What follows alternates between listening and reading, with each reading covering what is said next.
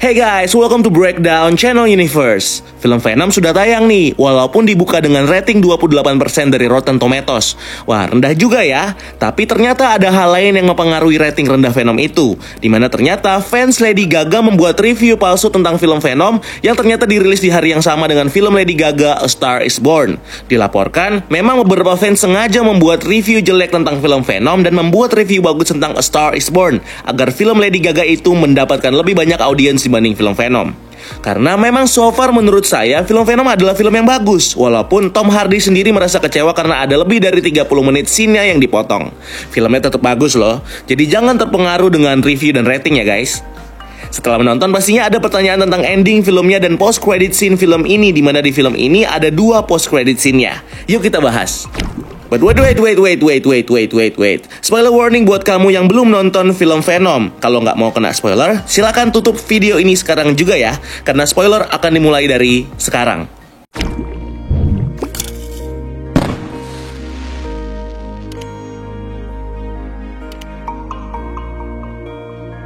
Film ini ditutup dengan kemenangan dari Venom yang melawan Riot, yang berniat kembali ke planetnya dan mengajak jutaan para simbiot di planetnya untuk datang ke bumi. Dalam pertarungan yang cukup sengit, roket yang ditumpangi Riot akhirnya meledak dan memusnahkan Riot dan Carlton Drake. Venom melompat dan merobek mesin roket tersebut dan roketnya pun meledak. Venom yang jatuh pun sempat terkena api. Venom pun mengucapkan selamat tinggal kepada Eddie Brock karena pada saat mereka jatuh ternyata apinya membuat simbiot Venom terbakar. Eddie lalu jatuh ke sungai dan menganggap Venom sudah mati. Beberapa hari kemudian, Venom lalu muncul secara tiba-tiba dan berbicara di dalam diri Eddie yang sedang dalam percakapan dengan mantan tunangannya, Anne Weying, yang juga mengetahui kalau Venom ikut mati dalam ledakan roket tadi. Eddie pun terlihat senang dan membuat perjanjian dengan Venom kalau mereka hanya boleh memakan orang yang jahat. Lalu Venom pun di ending film ini memakan seorang preman yang kerap memalak Miss Chen, pemilik supermarket di lingkungan tempat Eddie tinggal. Film ini pun berakhir dengan happy ending. Nah sekarang, bagaimana Venom bisa selamat padahal tubuhnya sempat terpisah dengan Eddie dan terbakar?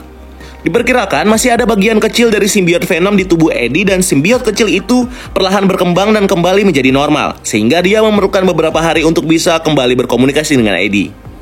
Di mid-credit scene, Eddie Brock yang sudah kembali menjadi wartawan masuk ke sebuah penjara dengan tingkat keamanan yang sangat tinggi.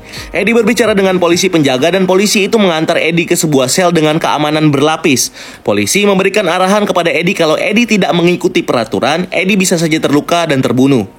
Eddie lalu tiba dan bertemu dengan orang yang ditujunya itu. Penjaga memanggil orang ini dengan panggilan Red, dan orang ini adalah Cletus Cassidy yang diperankan oleh Woody Harrelson dan tampilannya persis seperti di komik yang juga memiliki rambut berwarna merah.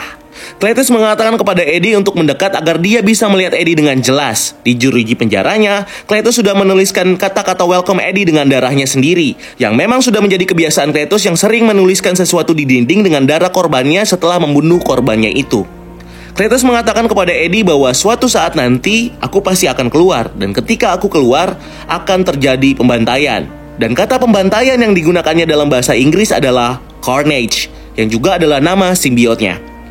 Cletus adalah seorang psikopat dan pembunuh berantai yang berdarah dingin. Dia memulai aksi pembunuhannya sejak kecil dan korban pertamanya adalah neneknya sendiri. Dia bisa dibilang adalah penjahat yang paling jahat yang pernah ada. Di dalam komik, Eddie dan Cletus pernah berada dalam satu sel penjara setelah Eddie ditangkap.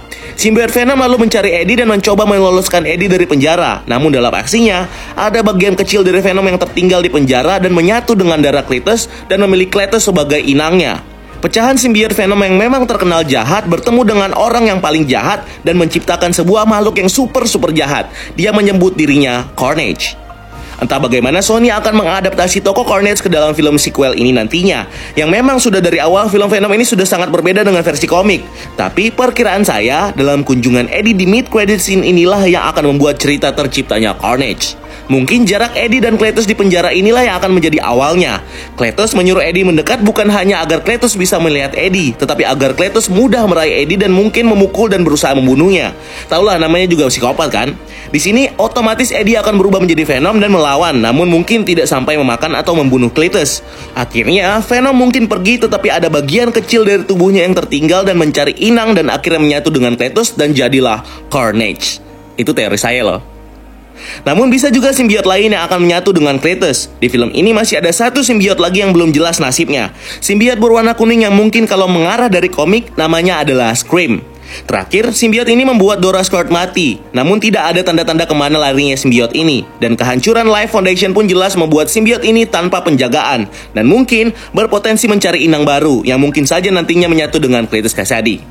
Yang pasti, Cletus Kasady akan menjadi villain Venom berikutnya dan hampir dipastikan akan mendapatkan simbiot dan menjadi Carnage. Post-credit scene yang terakhir tidak ada kaitannya dengan film Venom, di mana post-credit scene ini adalah cuplikan 4 menit dari film Marvel Sony lainnya yang adalah Spider-Man Into the Spider-Verse.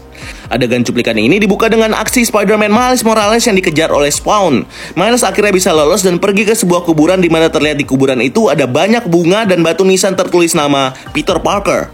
Miles selalu mengatakan kalau dia ingin sekali mengikuti apa yang diinginkan Peter Parker, tetapi dia tidak bisa melakukannya tanpa Peter Parker. Miles pun meminta maaf.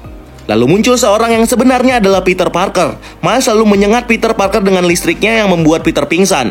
Miles selalu heran melihat orang ini yang ternyata memiliki kekuatan yang sama. Lalu tiba-tiba polisi datang dan mengejar Miles. Namun Miles ikut membawa Peter yang masih dalam keadaan pingsan sehingga aksi kejar-kejaran ini menjadi lucu. Di universe Miles dipastikan ada Peter Parker yang di sini sudah mati, yang kalau diikuti dari komiknya memang mati tidak berapa lama setelah Miles mendapatkan kekuatannya. Miles yang meminta maaf di sini mungkin karena diminta oleh Peter Parker untuk melindungi New York dan menjadi Spider-Man menggantikan dirinya. Namun di sini Miles terlihat belum siap. Lalu datang Peter Parker dari universe lainnya yang menemui Miles di universe ini. Diketahui dari trailer kedua film Spider-Man Into the Spider-Verse, Kingpin berhasil membuka portal dimensi yang membuat Spider-Man bisa berpindah-pindah universe sehingga di film ini nantinya akan ada banyak Spider-Man selain Miles dan Peter, seperti Spider-Man Noir, Spider-Ham, Spider-Gwen, dan Penny Parker.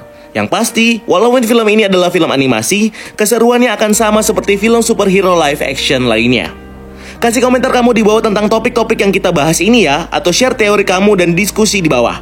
Share juga kalau kamu punya teori kamu sendiri. Jangan lupa like dan subscribe untuk video-video menarik lainnya di channel ini. Dan sampai ketemu di video selanjutnya. Keep exploring the universe.